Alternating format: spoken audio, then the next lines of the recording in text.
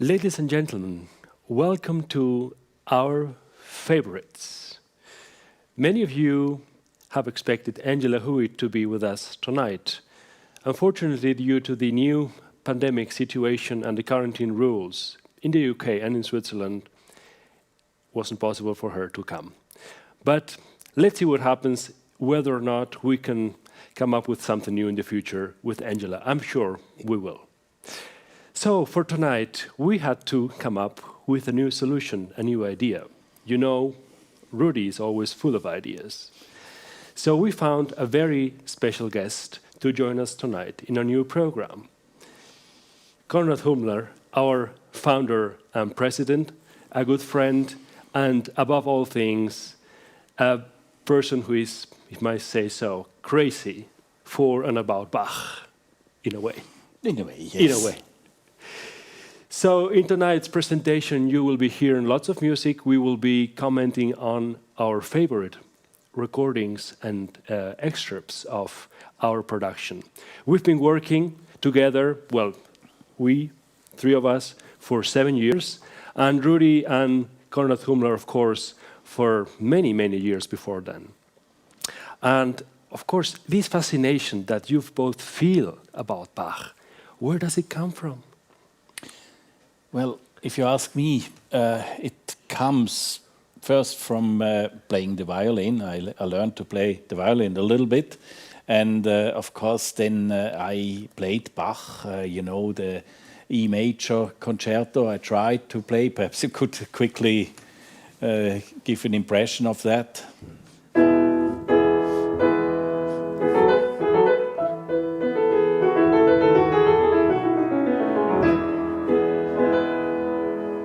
These fanfares, and even with Rudy's wife, I played the second movement of the double concerto for 2 violins, which was, of course, great. This great music, and yeah, that's my first impression of my life with Bach on the violin.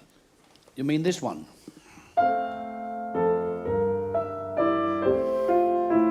Yeah, exactly.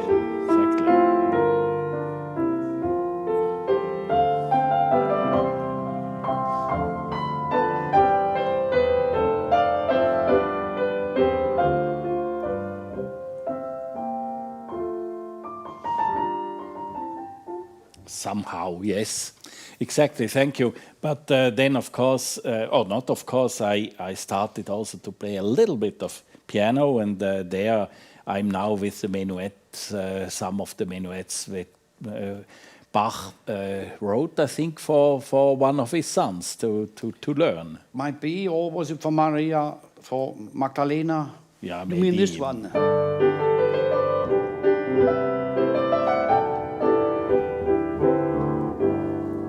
Yes. I think one of your favorites. Yes, exactly, of course. So that's to start. Excellent. So while we're waiting for our many friends from around the world to join us, I would like to introduce the same thing just very shortly in Spanish, because we have many people watching us in Latin America, if you would agree. Buenas noches. Como saben ustedes, esta noche tendríamos a Angela Hewitt tocando el piano con Rudy Lutz, pero debido a la situación de cuarentena en el Reino Unido, no ha podido ser.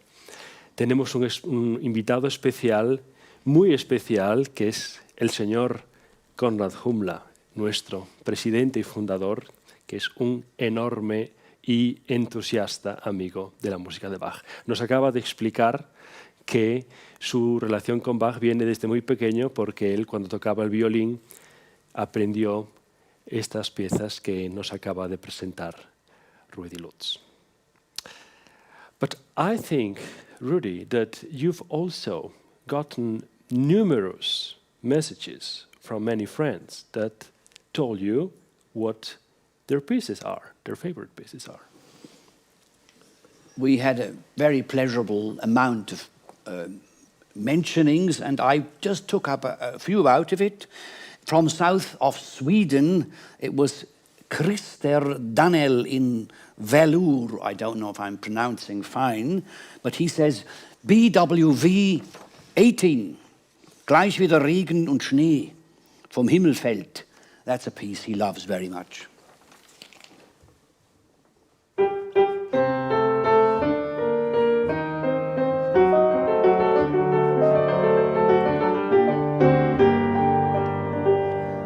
the theme of this concerto, and then the bass singer sings Gleich wie der Regen und Schnee vom Himmel fällt. And it's lovely to hear how Bach depicts this text, just how the rain and the snow come from heaven. You hear it goes down and down and down. Then it was Casimir Schäfer who said, I love the Actus Tragicus. Just a few bars from this piece.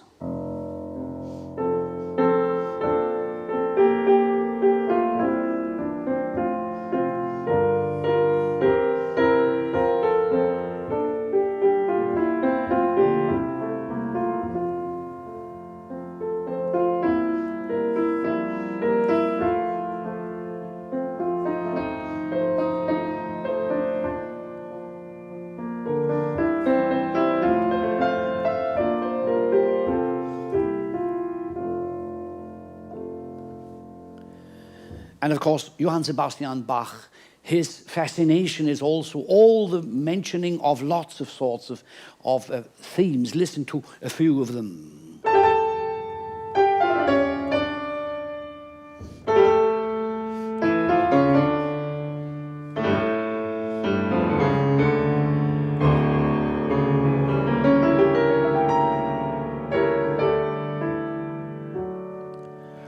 Or why not the Xoan?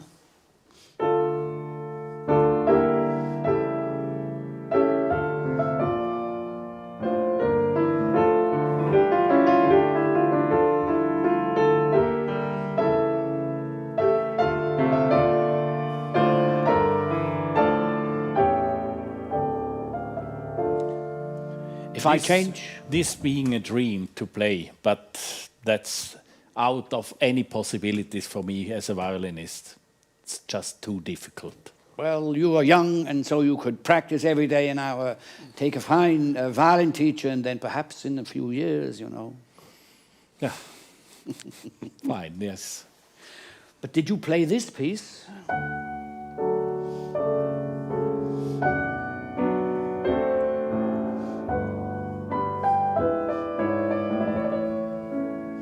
The air? Yeah.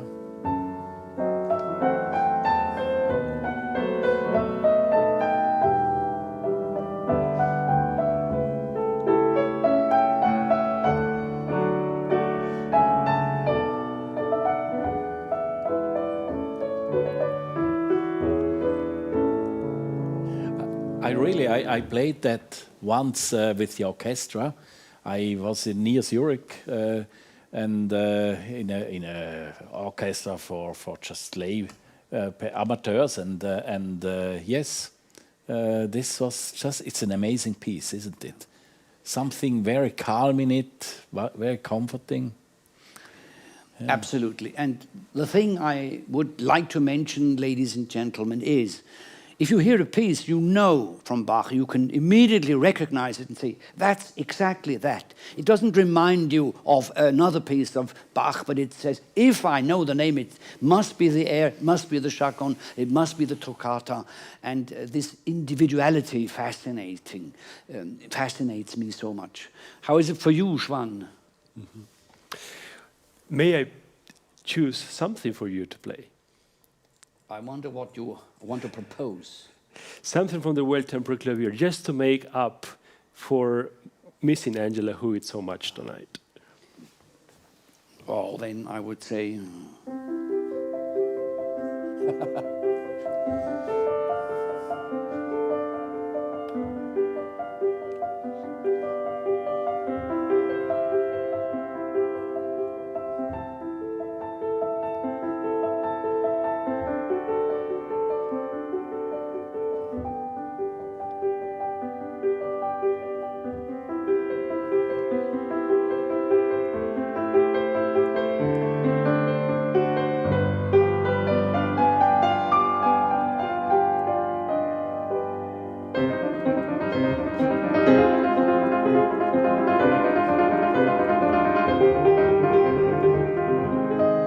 Conrad, would you prefer it this like this? Or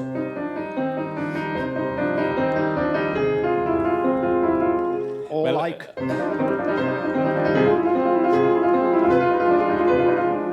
And the amazing thing is actually about Bach that you can play it both ways and it works. And you could even, as I would do it even slower, because I mean I never would have your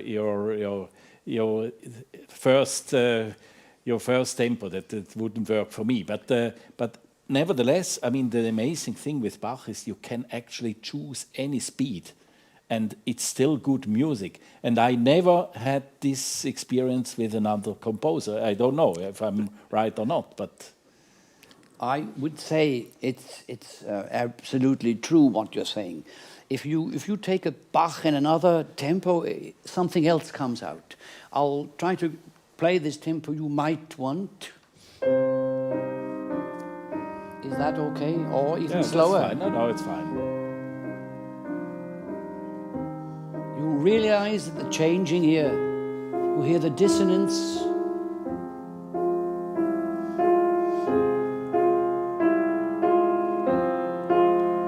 Oppressed.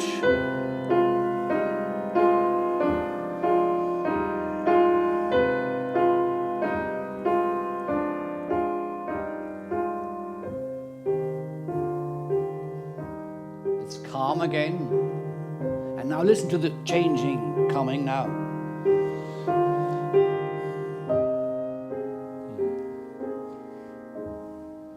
It takes a little longer, but you can have an insight into the piece, which is really fascinating, and it never gets boring. If Bach is played fine, this is my experience. There were many discussions, for instance, with the St. Matthew Passion. How about the speed of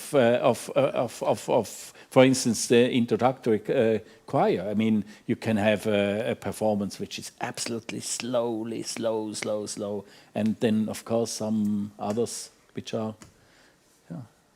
Xoan, how fast would you take it? The opening choir of the Matthew Passion, of course, the way you take it, not the way Furtwängler took it. Yeah. But I think you wanted to say something. Well, I just wanted to say, or to ask you whether or not you have another piece that you got from the audience to play, because we have 2 minutes to go, and then we'll start our program. There was one wish. Ich will von Jesu Wunder singen. It is a recitative before der höchsten Allmacht Wunderhand. It is a person called Asian Leno or Asian Leno. I don't know how you express it. I'll try to play this piece, also a few bars out of it, and sing the alto. Der höchsten Allmacht Wunderhand, nicht im Verborgenen der Erde. It's BWV 147, and then the beautiful aria comes. Ich will von Jesu Wundern singen. It's, by the way, the same cantata where you have the ending. You surely will recognize it.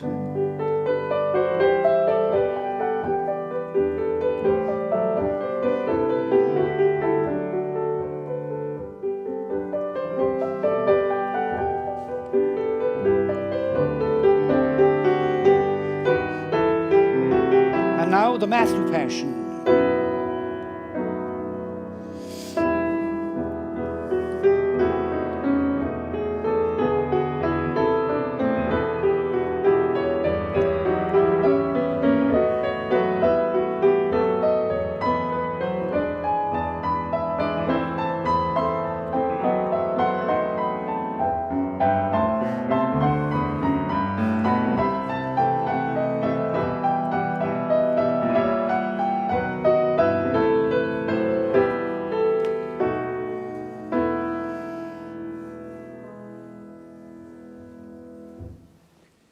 Thank you very much. And thank you, our friends, for sending us their favorites. So now it's time to talk about our favorites. Your first favorite, Conrad. It comes from the Cantata 156, die Sinfonia vom Fuß im Grabe. Ich stehe mit einem Fuß im Grabe. Ich möchte Ihnen, meine Damen und Herren, jetzt das Stück kurz erklären.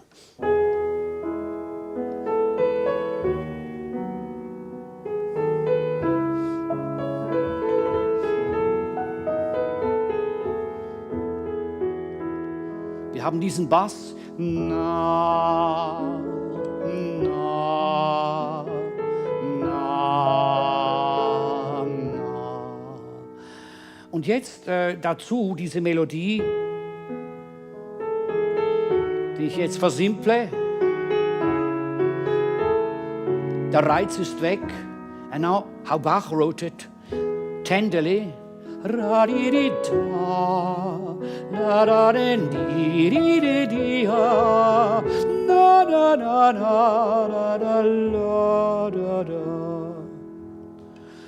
Many years ago, it sounded like that in Trogen. Ladies and gentlemen, have a look and listen.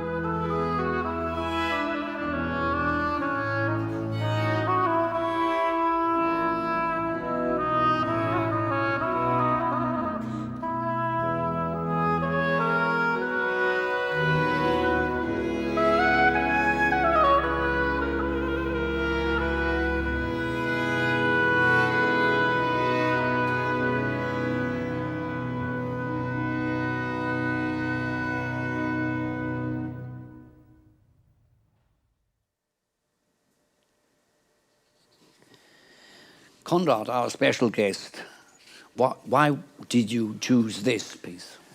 Well, it's quite private, but I can share it. It was in my most difficult year of my life so far in 2012, when I had a professional crisis, but besides that also a private crisis, because we lost our first grandchild at her birth.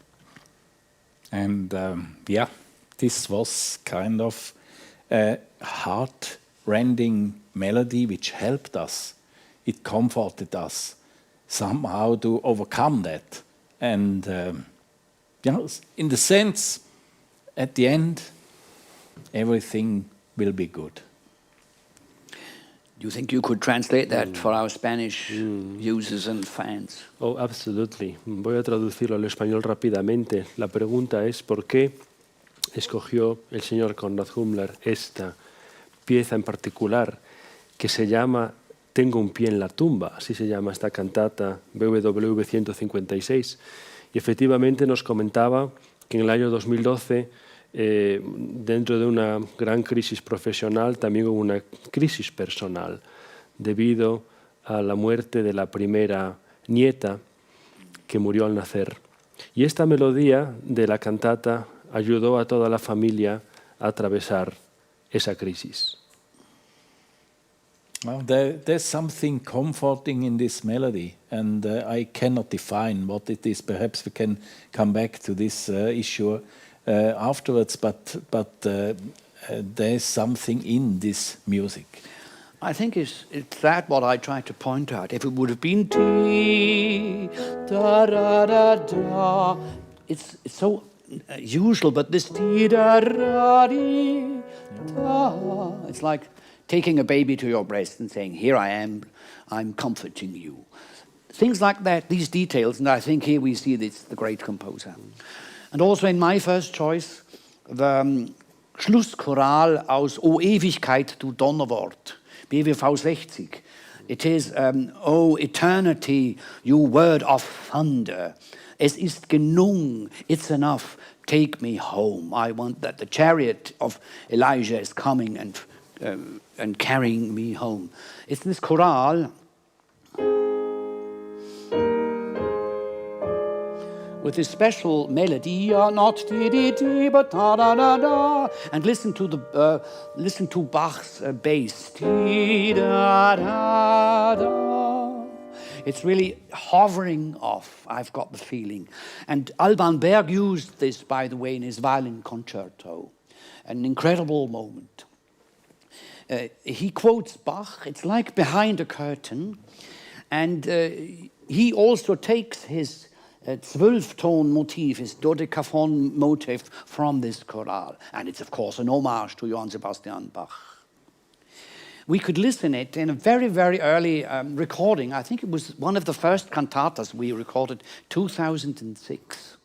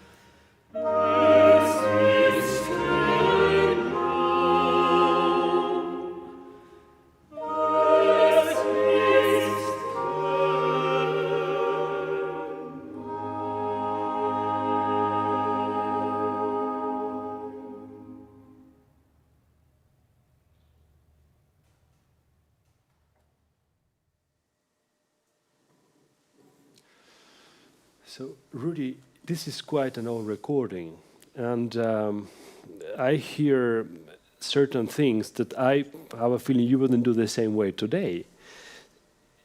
Your way of interpreting chorales, has it changed for the years? Definitely, but I would be very interested if what you think that I wouldn't do like this anymore if I would do it now in 2020. I'm curious. Will you tell me? Yes, I think it comes to my ear, possibly the vibrato. I think I would say, ladies and gentlemen, in the chorale, no vibrato. Yes, exactly. But I was astonished how slowly I interpreted this piece. Because in former years, I was organist for 50 years, I always had a fine, quick tempo of chorale. And in the course of the years, I read a lot about this problem, about the tempo of the chorale. And I think if you take a slow tempo for a Schlusschoral, this last piece is like a pillar from the bridge to the Eingangschor, to the entry choir, and you've got somehow the same weight. So I think it's a fine idea to slow down the tempo and perhaps even add in a few Choral-Zwischenspiele like this.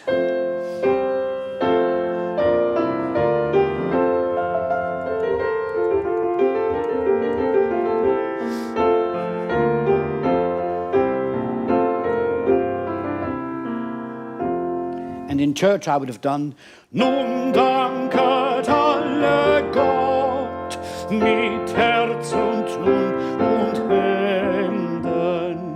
And perhaps now for the Bach choral, Nun danket alle Gott.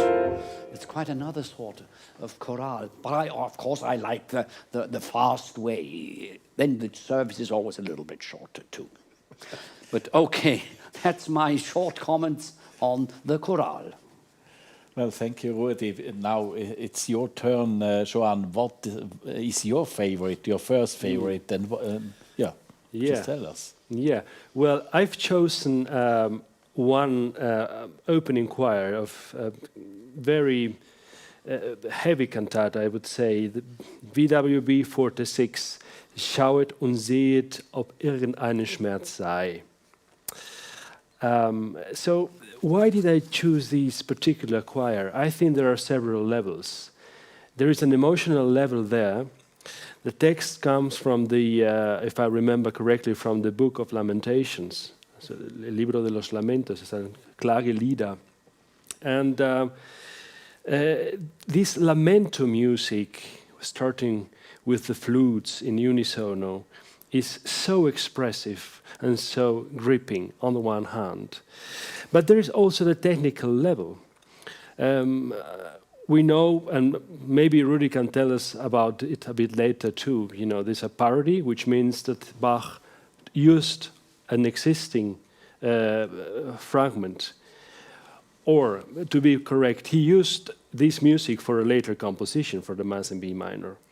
So the ability of Bach to combine this lamento music in the beginning and then with a fugue, a 5-part fugue, strikes me a lot. And this expresses in a very wonderful way the fierce anger of God. Shall we have a listen to it? Please.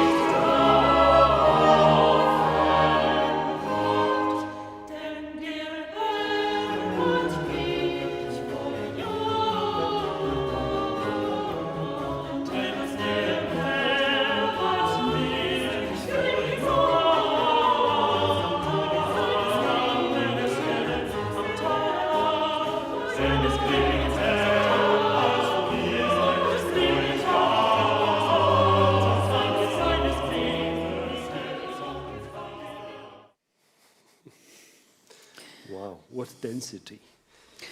Perhaps you could tell us a bit more about this parody issue we mentioned. Well, actually, it's a very complicated story.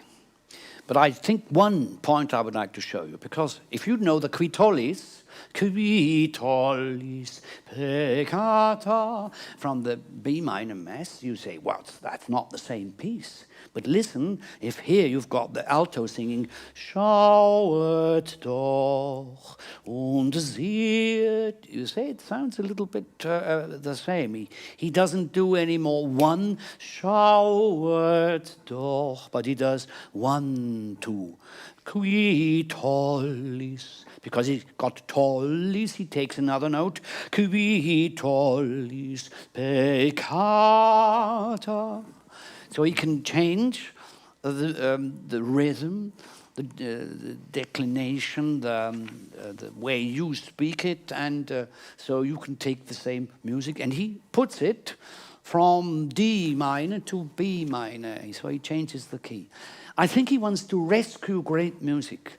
Otherwise, perhaps this cantata would have been performed once or twice, and the B minor Mass, he wanted to have his very best music when he did this compilation. So let's change topic for a minute and let's get personal again. Conrad, where does your love for Bach come from? Well, May I say something? It's a dangerous thing to ask Conrad about that. It may take the whole evening, so please, not too long. No, of course not. But when I was a little boy, it's a couple of years ago, but when I was a little boy, I was member of the youth choir of our Protestant church in St. Gallen, and yes, I was a soprano, and there was my first encounter with Bach, and we had the opportunity to sing with the oratorio choir, huge choir in St. Gallen, the St. Matthew Passion. That was my first time that I was active with that music, and yes, there I was struck by this composer, by this composition. Not, of course, the entire piece, but especially some of the pieces. And perhaps I can tell you, and is there time enough to that you could just to show on the piano a little bit? One was, of course, Sind Blitze, sind Donner. I mean, Sind Blitze, sind Donner, in Wolken verschwunden. Sind Blitze, sind Donner, in Wolken verschwunden. And then the piano exercise. It's absolutely great for a youth choir to do this kind of music, and then on the other side there was the aria Erbarme dich, and there I knew this really struck me. This is just great music.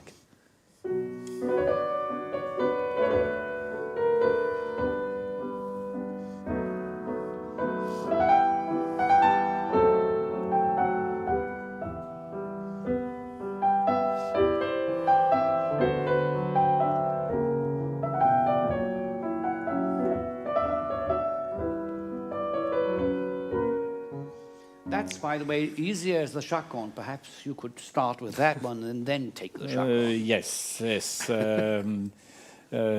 Perhaps, yes. I could try it.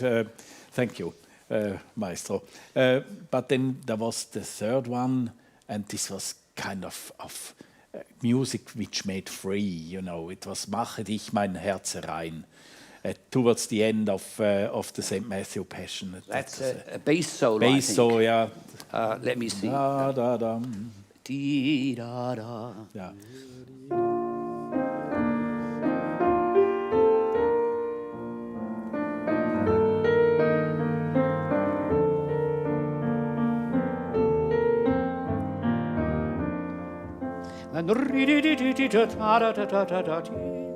Exactly.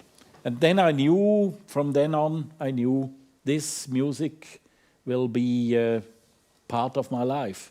And it became part of my life. And look, I mean, this is the St. Matthew Passion. What wonderful music is written in there. What the beauty, what the richness. And so that's why actually the Bach Stiftung, the Bach Foundation was founded, because I think it's very important. It's very important to bring this music to the next generation in the way the next generation understands it, in terms of listening and looking at the internet, and we have to transport this immense content to the next generation. It might be an interesting question. We can perhaps, if we've got time, we could ask Xoan in the course of the lecture. I think you wanted to tell us this story. When you were a boy, you sang with one of your colleagues, a lovely aria. Yes, Sammy Forrer, who is a great musician, actually. We were standing side by side on the gallery of the church, and we performed this so nice aria. Wir eilen mit schwachen, doch emsigen Schritten, which is in English, we hurry with weak yet eager steps. The eager steps. Perhaps we could listen to this aria. Lovely.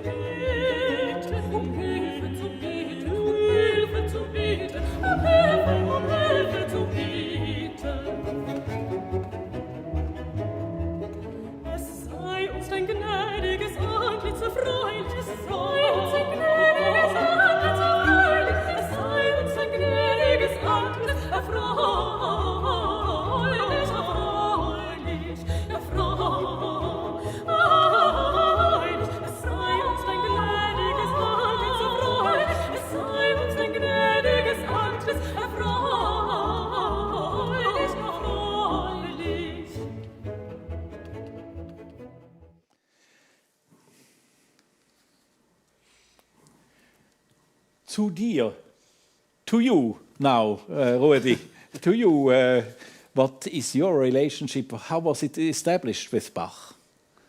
Das wäre auch ein abendfüllendes Thema. That would be, yeah, you could tell that story. If I would say that in 2 sentences, I had a normal piano education. I played inventions, little preludes. I was organist. I liked to play the toccata and fugue and all those things. I did my studies. I loved Brahms. I loved Mozart. I loved Alban Berg. And then Mr. Hummler said, why not perform all the cantatas. And then after a long time I said, well, perhaps it's not such a bad idea. And now we've been doing it now for 14 years, and I think that brought me very much to Bach. I'm not anymore, so Mr. Hummler, I'm more Conrad and Ruedi. I think that this was the beginning of a really deep friendship. Yeah, absolutely, and thank you so much. And of course we know you, that's what you mentioned, Xoan. Conrad, he is not only helping us to get the money, but he's really enthusiastic, ladies and gentlemen. And it's lovely to have a patron who loves to do it. Could you play for me the septachord quickly? Oh my goodness, again, yeah, well, I try. You know, confusion, the confusion from F sharp, yes. And now a nice resolution. Thank you very much. An applause for Conrad. I'm coming to my second favorite. It's one of those unique arias. You sometimes find them. We've got a lot of marvelous arias and a few, from my idea on, very, very incredible arias. And it's not only me who loved it, but we choose this aria because a top fan wants to have the same one. I can't surely say the right name. We found Chia or Kia, F-Y Jack. It is Die Seele ruht in Jesu Händen from the Cantata 127. The soul is embedded in the hands of Jesus. Like you said, one can't fall deeper than Jesus. It's an oboe melody. Dum, ti, da, da, da, dum. The bass going like this.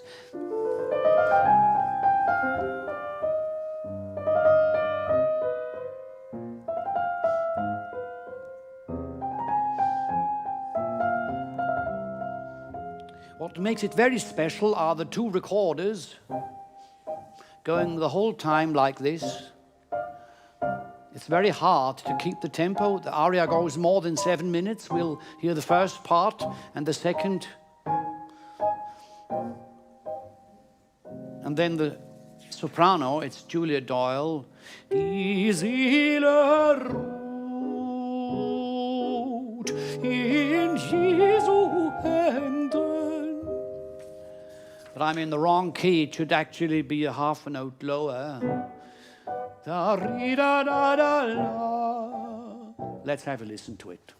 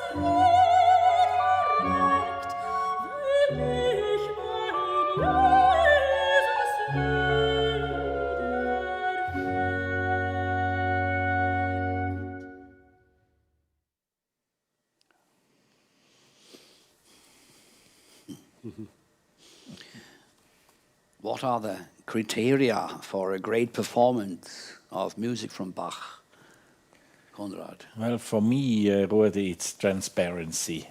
It's transparency, no porridge, so to say. Just, you know, that you hear each instrument, each melody in the polyphonical way, you know, and that you can actually listen to anything within this and understand that these pieces come together and form a whole holistic thing, and that's for me the most important thing.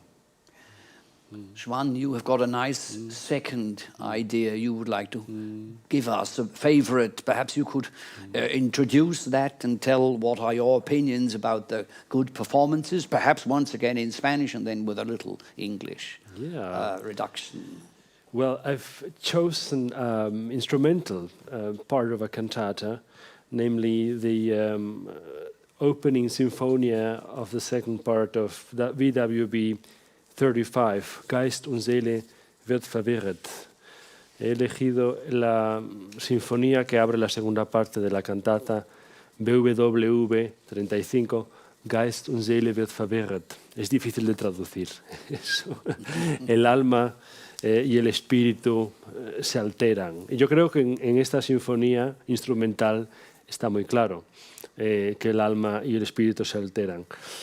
Tenemos otra vez una parodia, porque probablemente tanto esta sinfonía como la sinfonía que abre la cantata se dice que han sido conciertos para oboe, seguramente. Me parece que no está del todo claro esa situación. Tenemos un moto perpetuo, tenemos una increíble vitalidad. Es un concierto en realidad para órgano, lo que escuchamos aquí, lo que vamos a escuchar. Y me parece que la cuestión del tempo no es en Bach una cuestión definitiva, porque como ha dicho Konrad Hummler antes, las personas que lo han podido entender, la música de Bach tiene que ser transparente. Tiene que ser transparente, es música polifónica, se tiene que escuchar todo. Pero muchas veces se toca muy rápido o demasiado rápido. A mí me parece que el carácter danzable de la música instrumental de Bach nunca puede quedar en segundo plano, cuando lo hay, naturalmente. Y en este caso tenemos un moto perpetuo maravilloso, y esto que voy a decir, que lo diré otra vez en inglés, me parece que es la alegría de hacer música que caracteriza la manera de interpretar de Rudolf Lutz, se escucha perfectamente en esta obra. I wanted to say this in English just to, before we listen to the excerpt, the musicia Freude, you know, the joy of making music, which I think is part of Rudy's performance style. I think you can hear perfectly well in these opening sinfonia of the second part of the Cantata 35. So please, let's listen to it.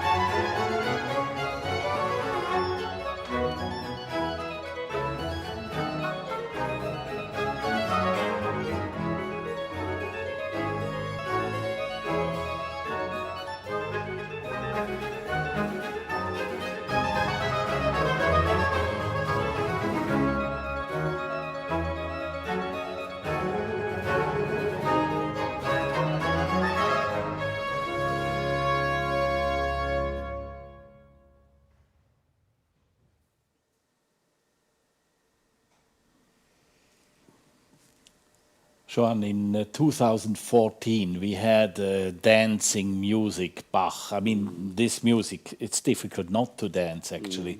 And this was one of our youth projects. Could you, as an operational manager of our foundation, could you tell a little bit about our youth projects?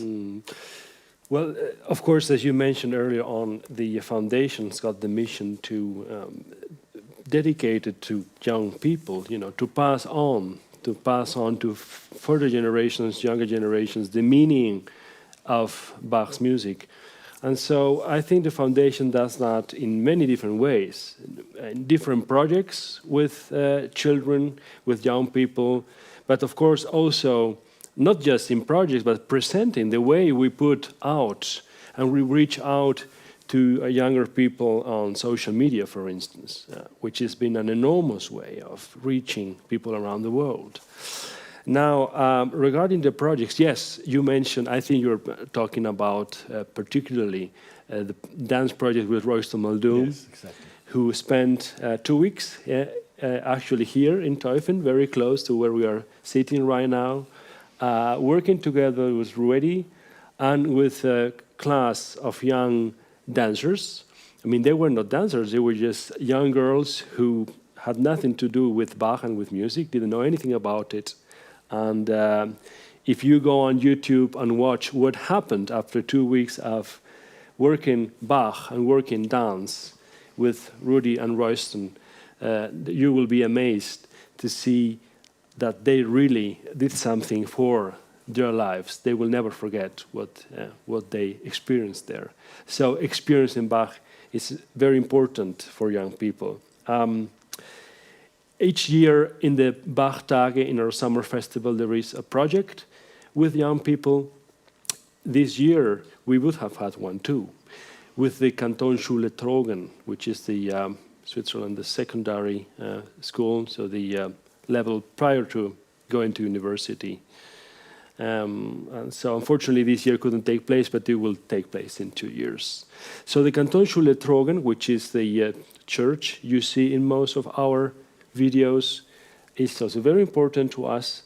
And many times, at least once or twice a year, Rudy works with students of that secondary school, telling them about particular aspects of a cantata. And sometimes even these young people have the chance to go to the green rehearsal, to the general rehearsal on Friday at noon, and for instance, sing with the choir after a whole morning of experiencing Bach. So this is just a little example of the things the foundation does. And these days, right now, these weeks, there is something going on, which, well, you are more involved than I am at the moment with this project with Wind's instrument. You have composed pieces as well for them. So maybe you can say a few words about that. Young guys from the Knabenmusik St. Gallen, girls too, are rehearsing these pieces. They are sort of excerpts from pieces which would have been performed, like the cantata, like the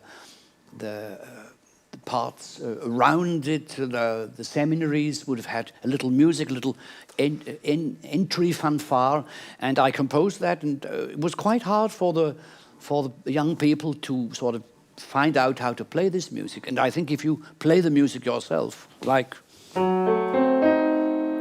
you sort of realize what it is. In German you say, man greift etwas am Klavier, oder man kann es dann nachher auch begreifen. I think it's a nice way. Yes, we're doing a lot for the youth, and we've got the feeling it takes time, and es lohnt sich sehr. Yes, and the more financial means the foundation has, the more we can do, of course. And thank you to all of you helping me doing that, because we want to do more for this transformation of Bach music to the young generation. Perhaps it would be now time to come to your third choice. Perhaps you just tell us a bit about the piece. It is Es ist nichts Gesundes an meinem Leib. The title in English. It's There is no soundness in my flesh. And I think the Spanish one sounds very... Es terrible. No hay nada sano en mi cuerpo. Yes, and I must tell you, this cantata really starts totally hopelessly. I mean, without any hope. And even the recitativo number 2 says, die ganze Welt ist wie ein Hospital. Die ganze Welt ist wie ein Hospital. That's actually quite true for the moment.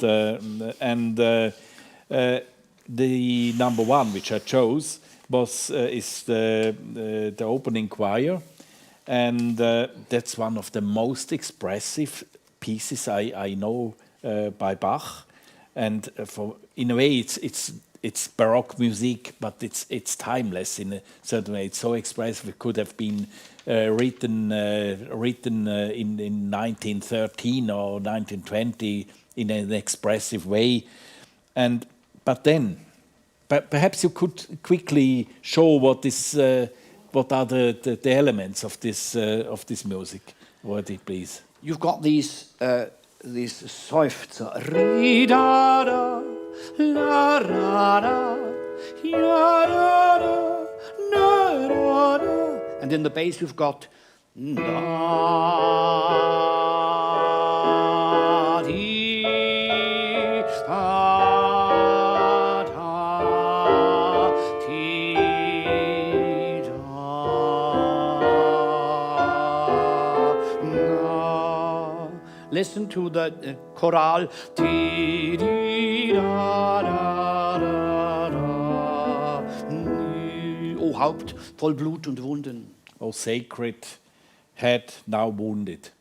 And this exactly strikes me with this cantata and this opening choir, that you have on the one side the choir, this sadness, but then you have the choral, which talks about Jesus. And I mean, the cantata actually makes you feel that you fall really deep. And then there comes this Jesus with the choral into the cantata, and there's one, I mean, the choir sings, and then you have trombones and even a cornetto, and says, no, there's Jesus there. And for me, theologically, it's quite clear. Yes, we as human beings, we can fall very deep, but there's always somebody who fell deeper and who supports you. It's an interesting way of your interpretation, Conrad, and I think it could really be that. And it's always interesting to find out how Bach might have translated theological sentences into his music. We have to come back to this theological question and music, but perhaps we could now listen to the cantata. If you That would be a great idea. Yeah.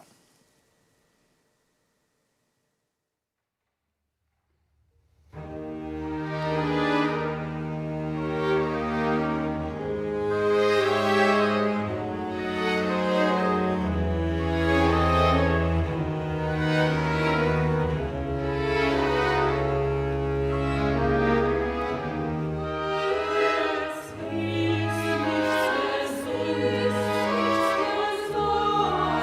nichts,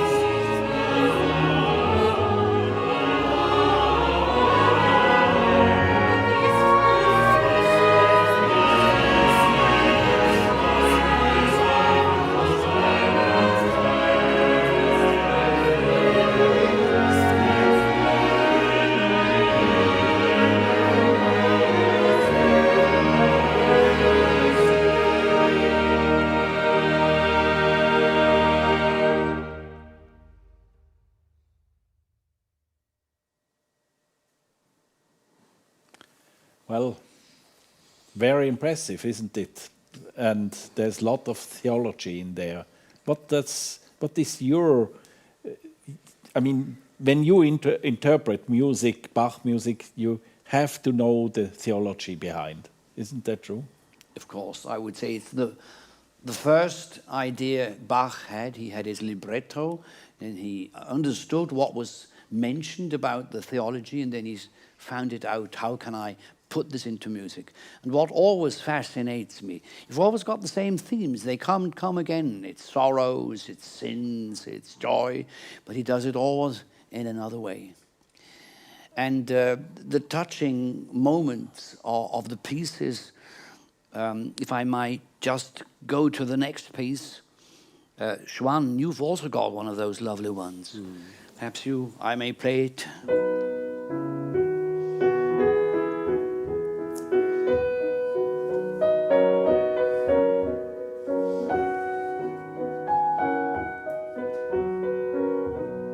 You could even go on with Handel.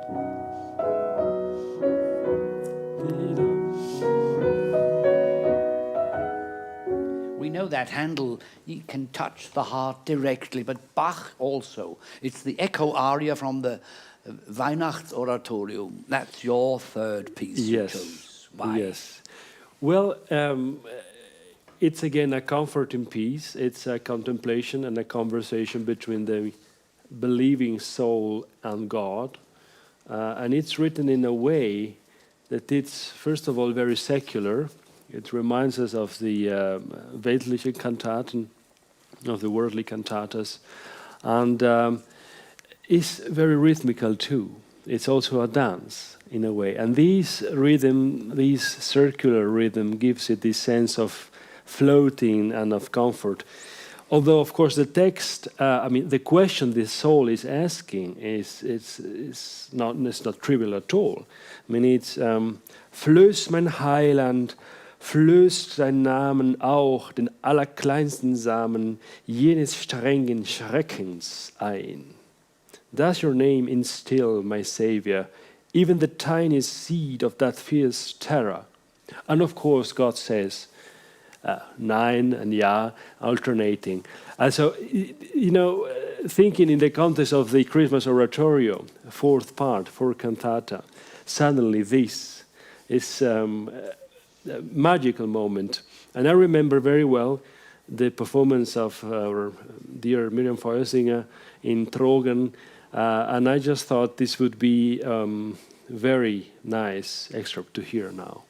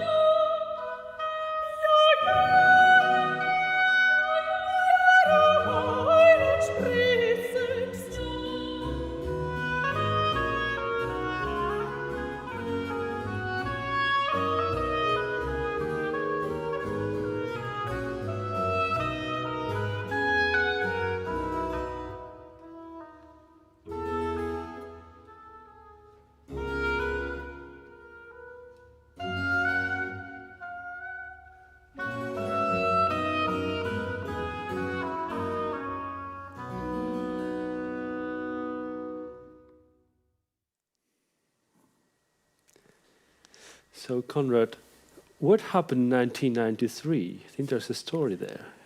Well, of course, but this could also take some time. But if you short, sure. If you allow, I mean, the problem was that Rudy had to rehearse the St. Matthew Passion with the Music Academy Basel and parts of the Schola Cantorum, and they had a little bit wild idea to go to the Alps. To the Swiss Alps and ways up and in an old hotel. And Ruedi asked me, could you and perhaps could your wife come with us as a kind of commander, you know, sur place, just to have order a little bit. And I said, well, okay, but then we would also like to sing the St. Matthew Passion with the students, which was great.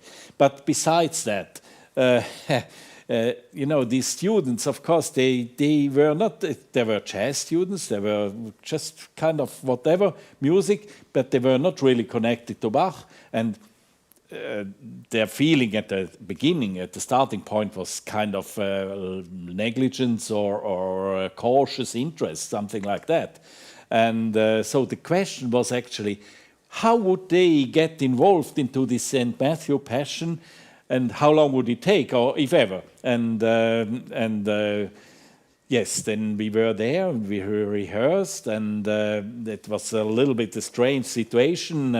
You know, the room of this hotel was 5 meters deep and 30 meters long, and the two orchestras, the two choirs of the St. Matthew Passion and the soloists, I mean, incredible. But then at the second day, I think it was, the third day, whatever, we looked from this room outside to the balcony. And what did we see? We saw a huge sculpture of JSB there. You know, Johann Sebastian Bach on the balcony, and then we knew we had won the hearts of the students, which was great. Wow. And Xoan, if you think, it sounds like a youth project. It sounds like a youth project. And I've got evidence about that. That was 1993, so a long time ago. I think 27 years. And I sometimes see the students now, they are young colleagues at the Music Academy, and they always, when they see me, say, Rudy, we remember the Voralp and Johann Sebastian Bach. So I think this really going in, digging in with this music and telling them, try to understand it. It's a complicated music, but when you've got it, you will say, he's really one of the wonderful, greatest composers. I remember that sculpture was a great moment. I also thought the same. Perhaps you remember there were four, two trumpet and two trombone players. They don't play Bach if they don't play clarin trompet, and they were standing there in the snow with their stands, and they were playing Bach chorale.